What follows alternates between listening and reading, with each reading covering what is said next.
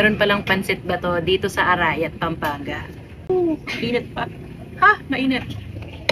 Ang pansit bato raw ay nag-originate sa town of Bato from Camarines Sur sa Bicol. Nagpunta kami sa Barangay Lakyos ng Arayat, Pampanga para magpunta sa night market nila. Nang bigla kong nakita to. Linaw ng mata ko, kita ko yan. Pansit bato sa kabilang kanto, pupuntahan natin. This is Mia's Pansit Bato, promising to give us a taste of Bicol with every bite. Mount Arayat in one side at Palayan naman sa kabila. Napaka-presko nitong pwesto nila. Ito yung kanilang menu at nagsiserve din sila ng mga silog meals. Bicolano ang may-ari nito at talagang inaangkat pa nila mula sa Naga yung kanilang pansit. Yung timpla nila malinamnam, hindi maalat, medyo saucy at may pagka-thick yung sauce niya. Yung overload nila may kasamang itlog, chicharong bulaklak at lechong kawali. Mildly seasoned lang siya, ikaw na lang ang bahala kung gusto mong lagyan ng kalamansi. May kapares din itong dinuguan. Ito daw dinuguan na style ng mga Bicolano. Meron itong gata kaya very creamy siya and then hindi rin maalat. Medyo malayo yung lasa doon sa style natin dito. Pwede ko rin daw itong ihalo sa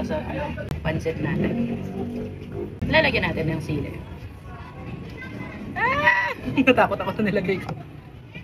Pansit ba to with dinuguan?